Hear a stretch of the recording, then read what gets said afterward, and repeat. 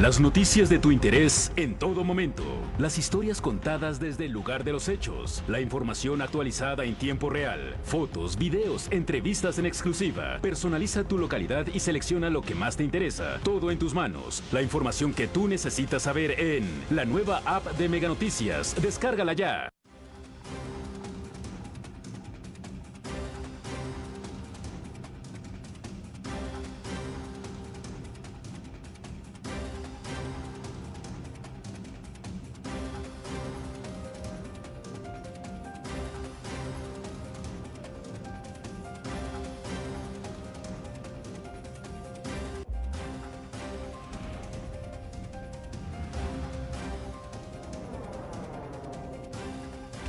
A fondo.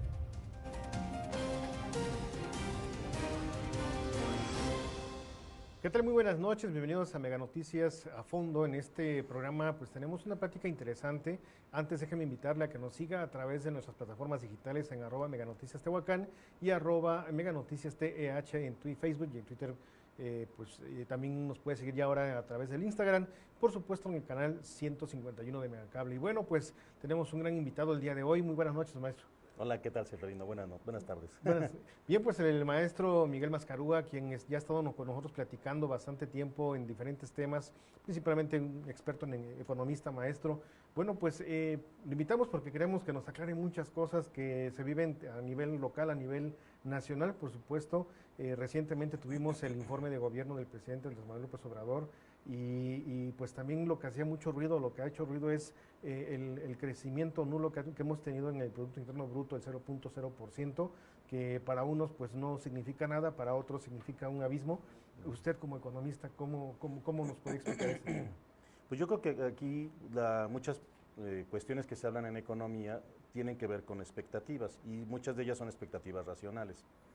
Entonces, al comienzo de año ya era muy evidente que la economía mexicana no estaba experimentando un crecimiento económico, que eso fue lo que hizo pensar a muchas calificadoras, a muchos despachos y a muchos otros analistas y grupos de investigadores que la economía estaba experimentando recesión.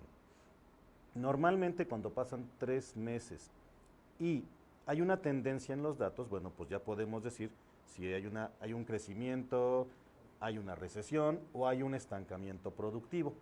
En este caso las cifras, desde que comenzó el año, pues ya venían técnicamente a la baja. Y eso es lo que hizo que pues, el presidente fuera criticado de que nos estaba llevando a la recesión. Sin embargo, pasa el primer trimestre del año y las cifras contradicen a todos ellos diciendo que pues, ciertamente no estamos en recesión, pero no estamos creciendo.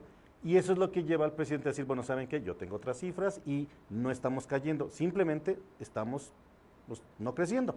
Que no creciendo, en términos económicos, se interpreta pues que estamos en estancamiento técnico productivo, ¿no? Y luego se da otra discusión, porque de repente el INEGI publica que traemos cifras de crecimiento de más 0.02, y luego corrigen con que no, nos equivocamos, era menos 0.001. ¿Cómo sea, Seferino? 0.01 o 0.02 hacia abajo no es un punto porcentual. No es un punto porcentual la actividad económica, los empleos y por consiguiente las transacciones, el consumo no está creciendo. Entonces, pues tenemos que coincidir todos en que tenemos estancamiento productivo, tenemos un efecto de atonía que esperamos que se resuelva a final de año. Aunque, habrá que ver, porque de repente las calificadoras dicen, bueno, pues incluso Banco de México, pues vamos a recortar las cifras de crecimiento económico, vamos a recortar las metas y entonces vamos a ponernos a trabajar en ese sentido de las cosas. Pero eso es lo que pasó, eso fue lo que vimos, ¿no? O sea, la percepción, las expectativas que tenían unos, la expectativa que tenía el gobierno federal, y entonces eso es lo que los lleva a ambos lados de la discusión, pues a entrarle a la discusión que en realidad pues no tiene sentido quedarse ahí. Más bien aquí lo que hay que preguntarse y lo que hay que pensar es cómo le vamos a hacer para lograr el crecimiento económico, que eso es lo que yo creo que todo mundo quiere, porque más producción técnicamente se traduce en más dinero. Entonces nos tiene que interesar a todos que haya crecimiento económico. ¿Cuál cree usted que hayan sido las principales consecuencias de este estancamiento? Normalmente en cada cambio de sexenio pues se perciben ciertas conductas en la economía. Esta, a diferencia de otras, pues hablamos de un cambio de gobierno, pues llamémoslo radical, en el sentido de que venía cierto tipo de gobierno entre PRI y PAN y de repente gana Morena, ¿no? Lo que podríamos llamar la izquierda de México. ¿Qué consecuencias o qué fue lo que ocasionó este estancamiento y preguntar si es normal o ha sido más renuente? Pues mira, lo que yo puedo ver son dos cosas. Primero, hay que recordar que las cifras que dejó el presidente Peña Nieto no fueron las más óptimas. Dejó al país con, ahí sí, caída en la producción, con una tendencia en los datos desde que comenzó el sexenio hasta que lo terminó. No fue de crecimiento económico, hay momentos en que sí creció, pero no son crecimientos importantes y sobre todo no hay una infraestructura económica que te permita crecer.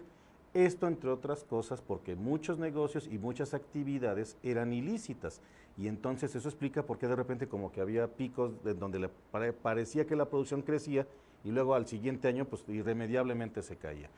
Pero además el sexenio del presidente Peña Nieto nos deja con inflación y nos deja con cierta inestabilidad en otras variables macroeconómicas. Como sea, se da el cambio ya de gobierno, ¿verdad? Como tú dijiste, ya están los izquierdistas, ¿no? Que estos llegan con un discurso muy fuerte en contra de la iniciativa privada y esto pues obviamente genera pues expectativas negativas hacia el gobierno federal, que ahorita ya vimos que ya lo resolvió bien, es decir, el presidente López Obrador, porque ya vimos a Carlos Slim que dije, no se preocupen, yo estoy con el gobierno, yo sí quiero apoyar, yo sí quiero invertir, o sea, ya se nota que un cambio en el discurso menos radical, menos en contra de la iniciativa privada, y el decirle al señor Slim, oye, pues párate junto a mí y habla de que pues vas a invertir, pues es como darle el voto de confianza al presidente, a su política económica, y decir, no pasa nada, yo estoy con el presidente, estamos bien, no hay ataque a la iniciativa privada. Eso es muy positivo. Sin embargo, lo que podemos esperar de las cifras pues es que venían mal, porque hay que recordar que los negocios ilícitos que había en el pasado pues se acabaron y esos negocios ilícitos, nos guste o no, generaban cierta actividad económica. Pero ¿qué hace el presidente cuando toma posesión? Dice, el petróleo es nuestro, voy a defenderlo, y es lo que él hace.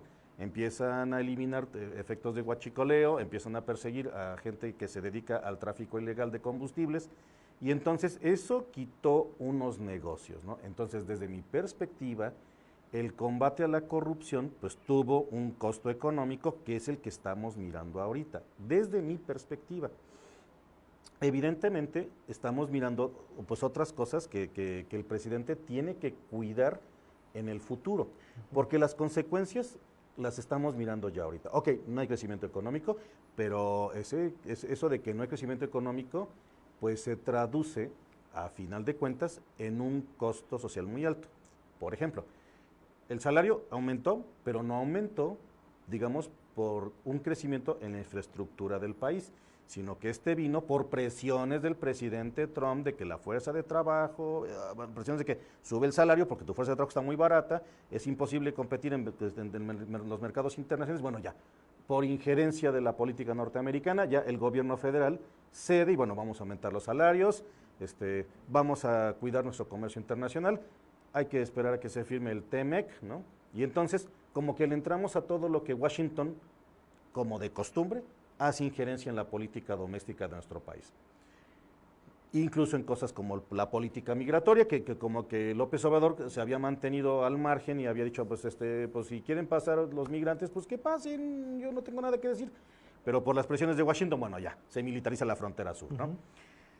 Y entonces, pero son por presiones de fuera, ¿no? Entonces, aunado a esta tendencia que traíamos de caída en los datos, ¿no? Y de lo que está pasando ahorita de que pues ya se están acabando estos negocios ilícitos, hay que reconocer que en términos globales lo que está pasando es una caída en el comercio internacional, las cifras de producción mundial se están cayendo, y eso pues pone mucha presión a indicadores, por ejemplo, como el tipo de cambio. Entonces, el dólar pues se está volviendo cada vez más caro.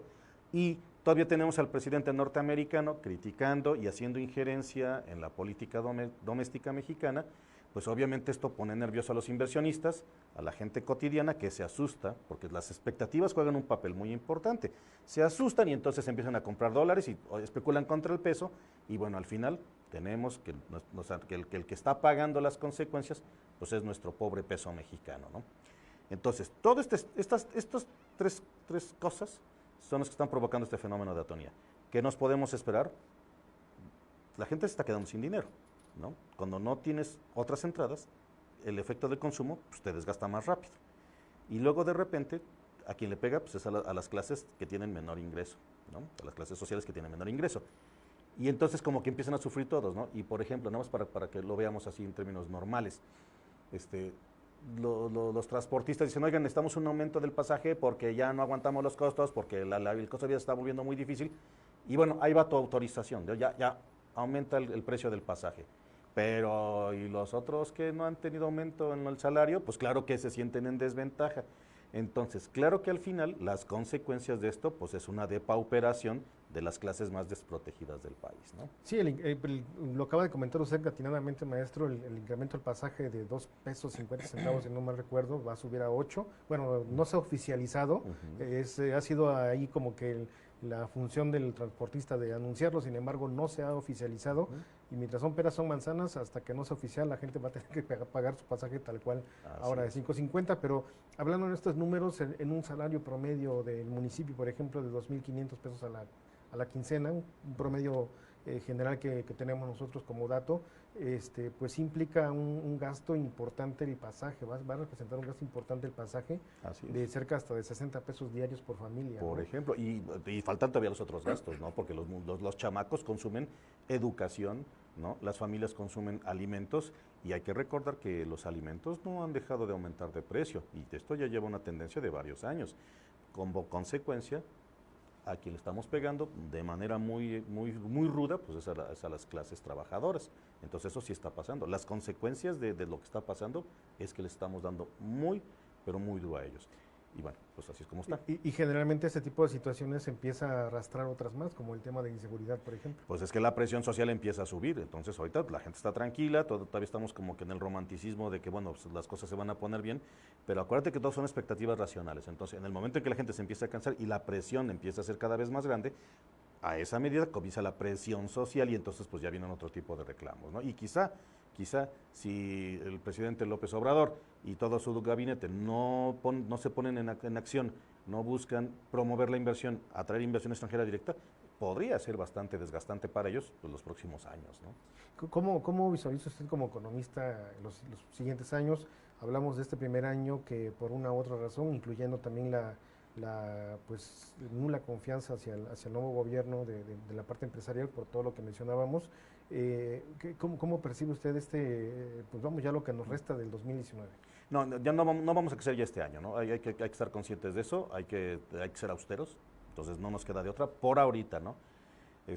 ¿Por qué? Porque no podemos revertir ahorita la tendencia de cómo vienen los datos, ¿no? A menos a que de repente efectivamente haya un crecimiento realmente extraordinario de la inversión nacional, de la inversión privada, es como podría rescatarse y salir, digamos, bien este año, ¿no? Si eso ocurriera sería muy agradable, ¿no? Si llegara más inversión extranjera, también sería muy agradable. Si también por otro lado se firma el tratado, el TIMEC, bueno, pues también sería bastante agradable porque serían puntos en los cuales pues ya la estructura productiva nacional tendría para dónde crecer. Y obviamente, y con las estrategias del gobierno de sanear Pemex y obviamente de volver financieramente rentable Pemex, pues, o sea, también ayudaría más. Entonces, ahorita, pues, pero tiene que ser efectos extraordinarios, y ahorita no está pasando eso. Pues si llegara a pasar, bueno, salimos bien este año.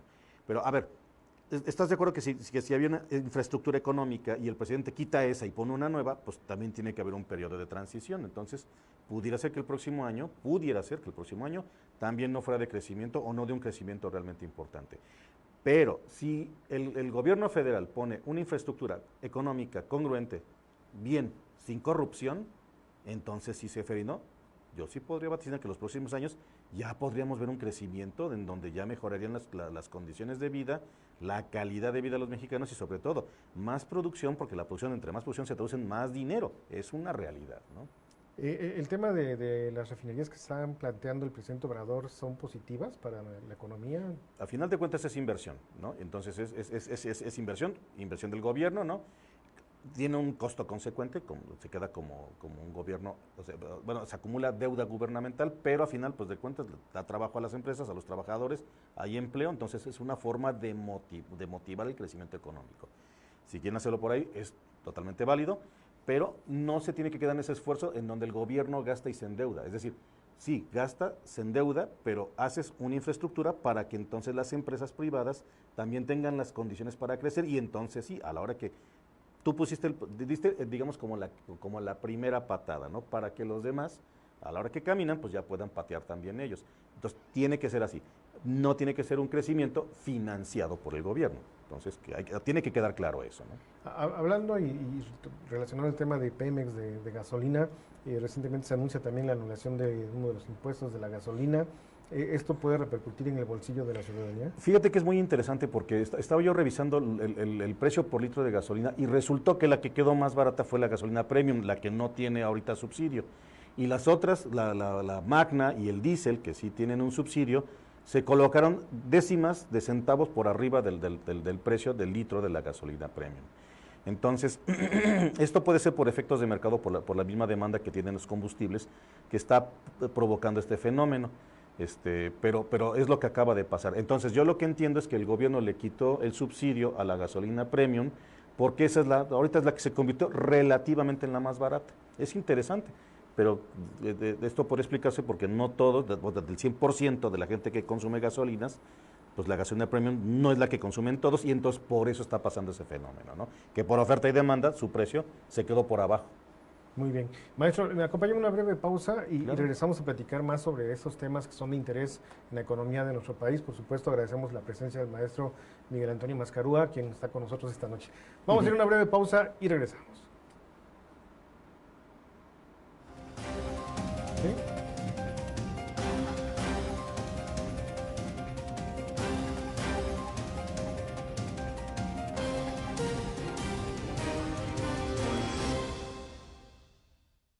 Las noticias de tu interés en todo momento.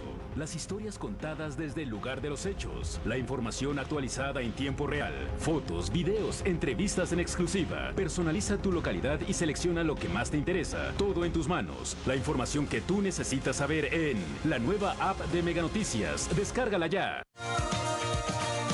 Mega Canal. Nunca desperdicies la oportunidad de cambiar. Todo lo que ves hoy es el cambio de algo pasado. Cambia. Tus pensamientos se vuelven palabras, que se vuelven acciones.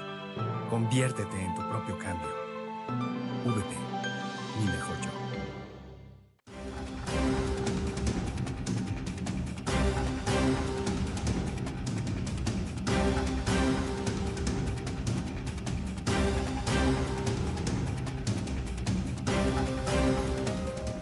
Continuamos en A Fondo, gracias por seguir con nosotros, canal 151 de Megacable, también las plataformas digitales www.meganoticias.mx, descargue la app donde podrá ver información relevante diaria, información no solamente de Tehuacán, sino información a nivel nacional, información de interés para que usted pueda empezar todo su día pues bien informado y por supuesto durante todos los días la información se está actualizando. Así es que baje la aplicación de Mega Noticias a través de la aplicación móvil, tanto para Android como para iOS. Así es que bueno, pues vamos a seguir con el maestro Miguel Antonio Mascarúa, quien está platicando con nosotros el tema de economía. Maestro, oiga, vamos a retomar un poquito ya más lo local. Tehuacán está pasando también por una situación económica, financiera, el ayuntamiento complicada. En punto de vista personal y la ciudadanía lo ha percibido de la misma forma, el ver a un municipio que ya no tiene números para trabajar, que se ve pues presionado por esos números, a pesar de que cuando se inicia un gobierno o el año de gobierno, pues se plantea un plan de trabajo económico, ¿no? En donde se manejan ingresos, egresos. ¿Qué le parece esta situación? Pues yo creo que es una situación lamentable, ¿no? Y que desde la vez pasada, cuando alguien me preguntaba cuál era mi opinión, yo estuve un poco en desacuerdo porque aquí lo que estamos mirando es desafortunadamente un municipio que ya está siendo rebasado por la realidad de las necesidades del municipio. Y es lo que ya estamos mirando, es ya muy claro. Yo creo que hay una falta de disciplina. en todos los órdenes, disciplina fiscal, disciplina en el gasto y disciplina monetaria. Porque si estuvieran cuidados los tres aspectos, no tendrían estos problemas. Pero también creo que el Ayuntamiento de Tehuacán se ha visto envuelto en discusiones, problemas, conflictos de intereses, y esto es lo que está provocando pues que todo el ayuntamiento está concentrado en todos los problemas, pero no en los que benefician más a la ciudadanía. Evidentemente tenemos un problema de violencia que es heredado, evidentemente tenemos un problema de inseguridad que es heredado, pero que de alguna manera tampoco ha habido estratégicamente un plan de acción para reducir las cosas que están pasando, ¿no? Esta introducción increíble de armas al municipio que asusta, ¿no? Yo creo que es algo que el ayuntamiento debería de poner mucha atención, ¿no? Porque es increíble que cualquier persona puede conseguir un arma con una facilidad increíble. Hay que frenar esa introducción de armas que está pasando aquí en Tehuacán, por un lado. Por otro lado, tenemos problemas en los cuales el ayuntamiento no está concentrado, vaya, ni en lo básico que podría darle digamos, el crecimiento y el lugar que merece con la obra civil, ¿no? Hay cierta obra civil, pero esta obra civil no se está traduciendo en una ventaja competitiva para el ayuntamiento. Y yo creo que ahí han perdido de vista muy claramente lo que está pasando. Por ejemplo, hay obra que de repente hacen una calle y a la semana ya se hizo un hoyo, ¿no? Hay obra que está inconclusa, hay obra que está afectando ya a los vecinos y hay obra que está afectando al comercio. Entonces, si no apoyamos a los comerciantes, a los empresarios de esta ciudad, pues también ellos no van a hacer dinero, no contratan más gentes y a más empleados, y bueno, esto se traduce pues, en lento crecimiento económico. Este municipio se sostiene de microempresas, entonces el microempresario debería ser una prioridad presente de todos los días del ayuntamiento por fomentar, por crecer, por apoyar y por motivar a los microempresarios que se vuelvan pequeños empresarios, y los que ya son pequeños, medianos empresarios, y vaya, a los que son medianos, pues no, pues ya que levanten el vuelo. Son cosas que no están poniendo atención. Y desafortunadamente, si no apoyamos a nuestros microempresarios, si no apoyamos a la gente que da empleo, que lo hacen de manera marginal, pero que lo hacen a final de cuentas, pues no vamos a resolver el problema de la inseguridad, de la insatisfacción de vivir en Tehuacán y por consiguiente la presión social en donde de repente todo el mundo se queja de la inseguridad, pero nadie propone qué hacer con la inseguridad. Hay efectos muy bonitos. Yo ya he visto que hay colonias donde la gente ya se organizó, hasta ponen sus letreros en la calle de señor ratero, ¿no? Y sopas, ¿no? Si te atreves a pararte por aquí, te va a ir muy mal, ¿no? Ok, ya tenemos elementos de organización social. Bueno, pues yo si fuera una autoridad municipal, pues yo me acercaría con estos grupos y de a ver, jóvenes, pues cómo le hacemos, qué proponen, un diálogo un poquito más cercano para también escuchar propuestas y pues retroalimentarse y pues resolverlo juntos. Eso creo que daría un poquito resolvería un poquito la presión social que estamos mirando, pero de que tenemos presión social, sí la tenemos y se ve cada día más fuerte, Seferino. No lo había yo visto en años anteriores, se está mirando muy fuerte últimamente. Y precisamente Mega Noticias saca un trabajo periodístico en donde se habla de un ingreso el comportamiento de ingresos dentro del ayuntamiento no es diferente a otros años, ¿no? Otros años se hablaba de 13, 16 millones mensuales, es un promedio que traen en esta administración, sin embargo no les está alcanzando. Hay que ser disciplinado, es decir, evidentemente si alguien quiso comprar plumas muy caras, pues no fue una buena decisión y así como eso, pues yo siento que hay un gasto que no corresponde con las necesidades del ayuntamiento. Ser un servidor público implica muchas responsabilidades.